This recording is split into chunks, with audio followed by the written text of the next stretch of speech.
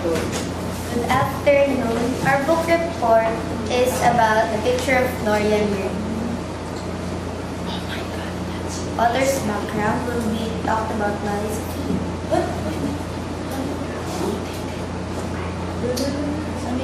Oscar Pingal of Lartay Wills Wilde. Oscar Wilde was born on October 16, 1854, died on November 30, 19,000. He was an Irish writer and poet.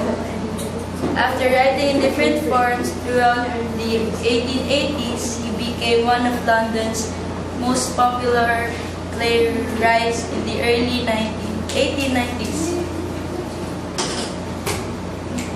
Today is remembered for his epigrams, his novel The Picture of Dorian Gray, his plays, and the circumstances of his imprisonment and early death. Wilde's parents were successful Anglo-Irish Dublin intellectuals. Their son became fluent in French and German early in life. University, while grades, he proved himself to be an outstanding classicist.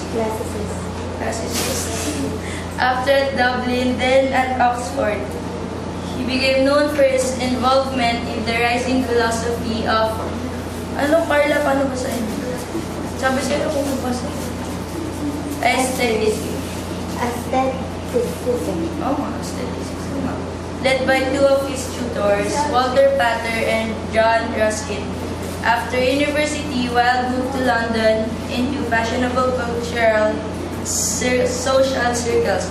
As a spokesman for aestheticism, he tried his hand at various literary activities. He published a book of poems, lectured in the United States and Canada, the New English Renaissance in art, and then turned to London where he worked prolifically as a journalist, known for his biting wit, flamboyant jest, and glittery conversation. Wilde became one of the best-known personalities of his day.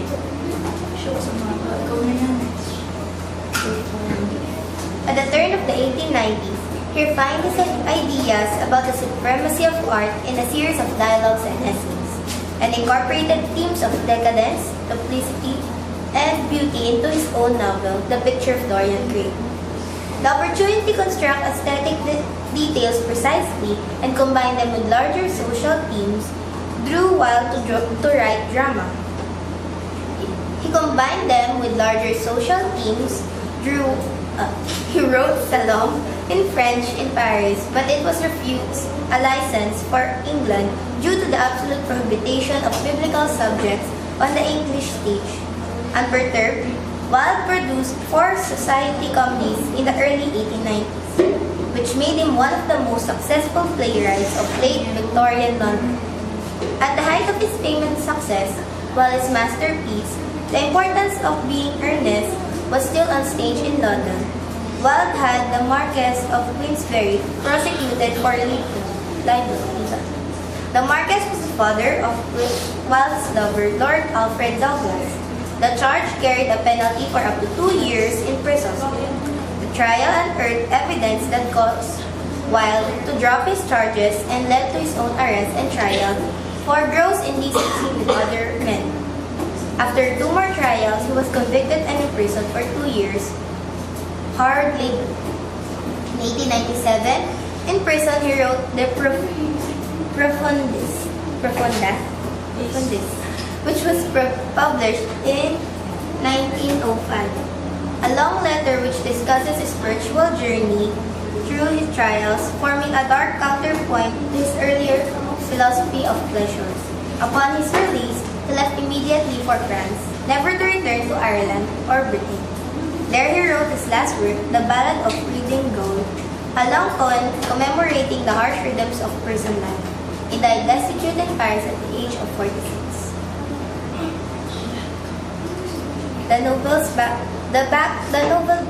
the background of the picture Dorian Gray. It was first published as a series story in the July 1819 issues of the Poncott's Monthly Magazine. As submitted by Wilde to the magazine, the editors feared the story was indecent and deleted 500 words before publication. Because if you read the story of Picture of Dorian Gray, it reflects some of Oscar Wilde's homosexuality. And they deleted 500 words before publication without Wilde's knowledge. Despite that censorship, the Picture of Dorian Gray offended the moral sensibilities of British book reviewers, some of whom said that Oscar Wilde merited prosecution for violating the laws guarding the public morality. In response, Wilde aggressively defended his novel and art in correspondence with the British press.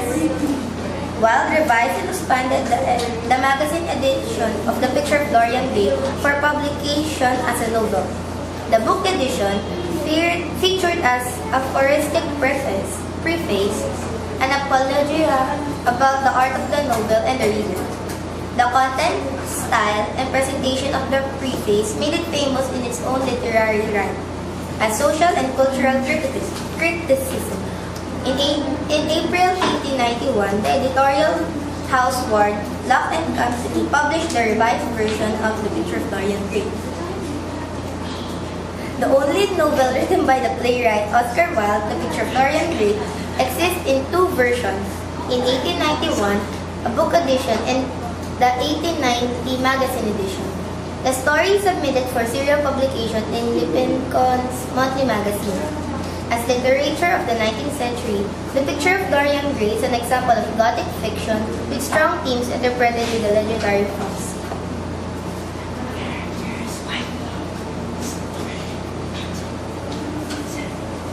Lord Henry Wotton, an imperious aristocrat and a decadent dandy who opposes a philosophy of self-indulgent Hinduism. Initially Basil's friend, he neglects him for Dorian's beauty. The character of witty Lord Harry is a critic of Victorian culture at the fin de siècle of Britain at the end of the 19th century. Lord Henry's libertine worldview corrupts of Dorian, who then successfully emulates him. To the aristocrat Harry, the observant artist, Basil says, "You never say a moral thing and you never do a wrong thing." Dorian Gray, a handsome, narcissistic young man enthralled by Lord Henry's new Hinduism, indulges in every pleasure, moral and immoral, which life eventually leads to death. Basil Hallward, a deeply moral man, the painter of the portrait and infatuated with Dorian, whose patronage realizes his potential as an artist. The Picture of Dorian Gray is Basil's masterpiece.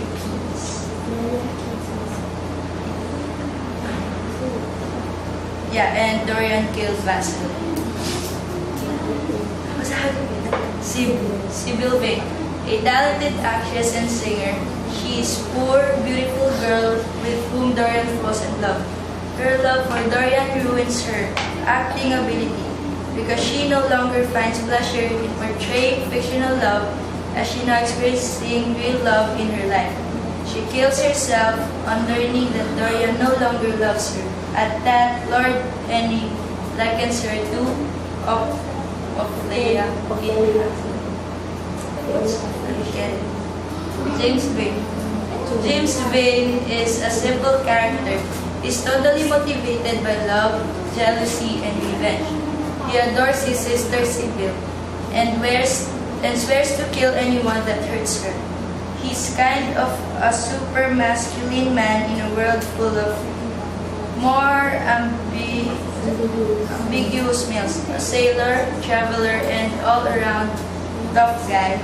He seems to represent a world of brawn over brains that Wild's not terribly interested in. That being said, he's not actually a bad guy. After all, he feels truly awful when he thinks he almost killed the wrong man. Really, he's just one of fate's punching bags. James isn't clever or handsome enough to make it in Wild's world. Alan Campbell, a chemist and one-time friend of Dorian who ended their friendship when Dorian's libertine reputation devalued such a friendship. Dorian blackmails Alan into destroying the body of murdered Basil Howard. Campbell later shoots himself dead. So he killed himself. Victoria Lady Water, Lord Henry's wife, whom he treats disdainfully, she divorces. Lord Fermor, Lord Henry's uncle, who tells his nephew, Lord Henry Wotton, about the family lineage of Dorian Gray. Okay, plot summary. Oh my God, this is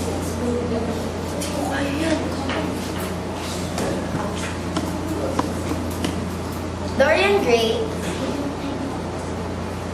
Gray is a young and handsome man who becomes obsessed with the idea of beauty when he had his portrait painted. So, to make this full summary that's written here shorter, Dorian is a narcissist, which means that he loves himself too much when he saw his portrait. So when Henry told him that he shouldn't listen to Basil and just love his beauty because he doesn't need to. His beauty is really the only thing that is needed. And if he grows old, he would not have that beauty anymore, and then he would just die an old guy. So that's why the story of the picture of Dorian Gray was created, because of the wish that Dorian Gray made about not getting old, but the picture of himself getting older than now. Sorry. And then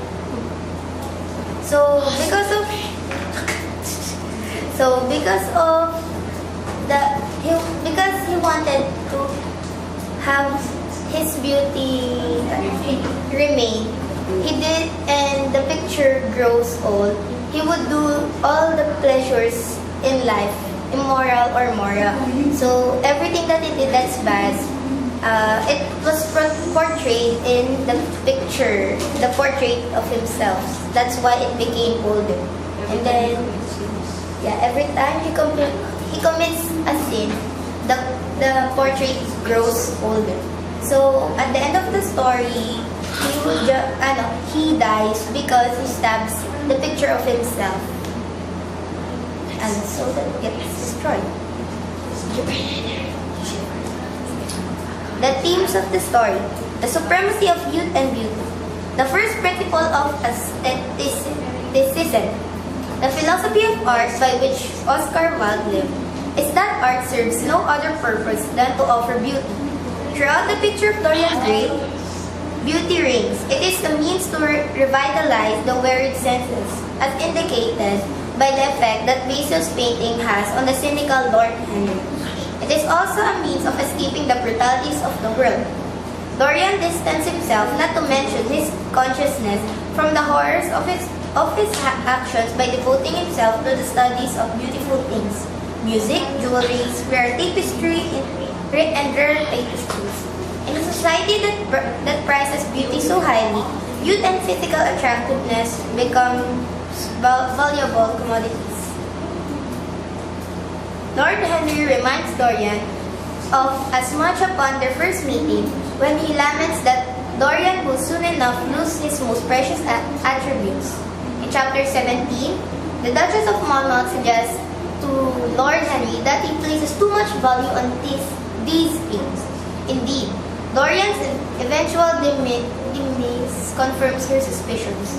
For although beauty and youth remain, remain of utmost importance at the end of the novel, the portrait is, after all, returned to its original form. The novel suggests that the price one must pay for them is exceedingly high. Indeed, Dorian gives nothing less than his soul. The next theme is the superficial nature of society. It is no surprise that a society that prizes beauty above all else is a society founded on a love of surfaces. What matters most to Dorian, Lord Henry, and the polite company they keep is not whether a man is good at heart, but rather whether he is handsome. Dorian evolves into a realization of a type, the perfect blend of scholar and socialite. He experiences the freedom to abandon his morals without censure. So, summarize this theme, it's about the world being a narcissist. Yeah. And then, the last theme is the negative consequences of influence. If you have bad friends, you would get influenced with the wrong things. So, if you get influenced by the wrong things, you would get consequences. And negative to be exact. Because of Lord Henry, Dorian placed too much importance in his beauty, and now because he sold his soul to become beautiful, he died and then he gave his soul for that thing.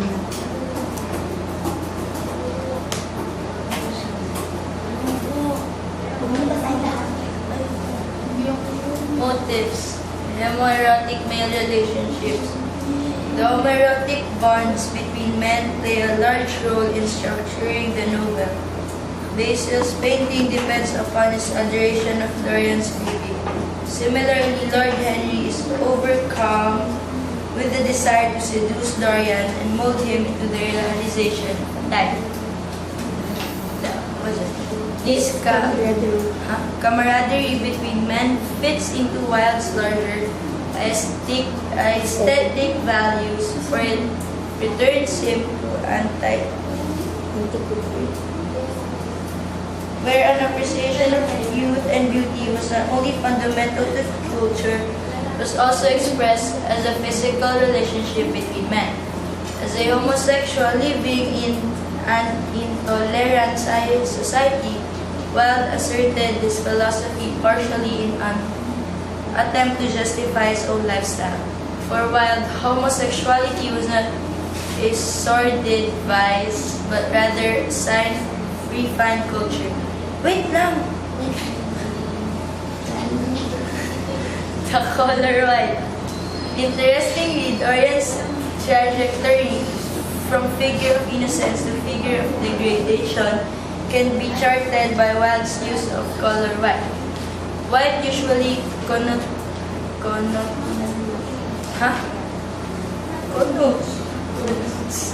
innocence and blackness, as it does when Dorian is first introduced. Is in fact the white purity. Dorian boyhood that Lord Henry finds so captivating. Basil invokes whiteness when he learns that Dorian has sacrificed his innocence, and as the artist stares in horror at the ruined portrait, he quotes a biblical verse from the book of Isaiah. Though your sins be as scarlet, yet I will make them as white as snow.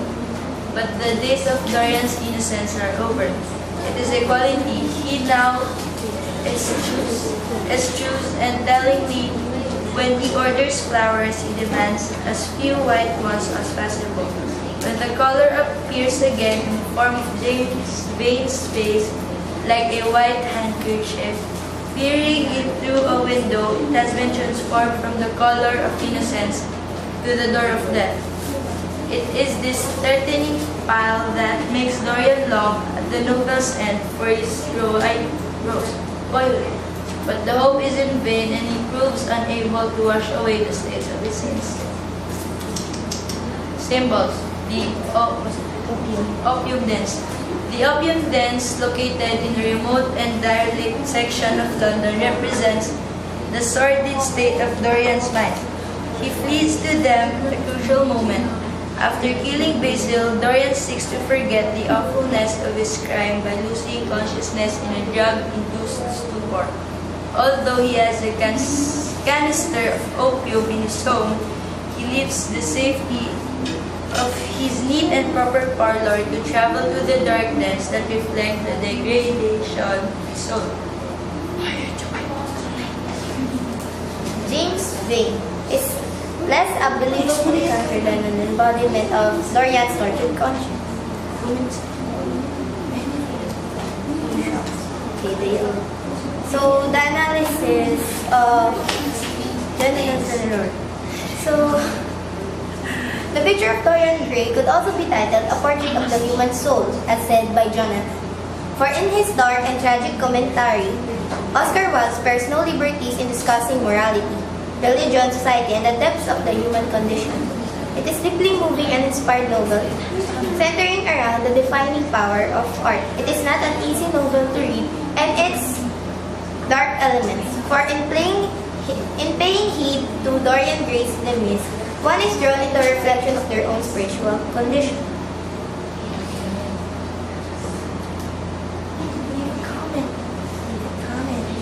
So, comment sa My reflection, the story is about a man, which is Dorian Gray, who unwittingly makes a pact with the devil. All the scars from his sins will appear on a painting of him, but never on his own flesh. He will stay forever young and beautiful. When he looks at the painting, he sees the effect of his sin upon his soul. The picture of Dorian Gray is then a picture of his very soul. My reflection is that the story is indeed intriguing. Right from the first time I heard the summary of it, I was quickly intrigued and wondered what would its contents be. When I finally got the book, I was surprised at first to know that Oscar Wilde was homosexual, but I praise him for the masterpiece he made. This story really captures the essence of how our souls become corrupt with its unusual symbolisms and motives. My eyes were opened to a new way of seeing this world, how greed with beauty and money can corrupt the most innocent of souls. Anyway, all in all, I was satisfied with the story and I really wanted to read another story Oscar Wilde can provide if he were still alive. So,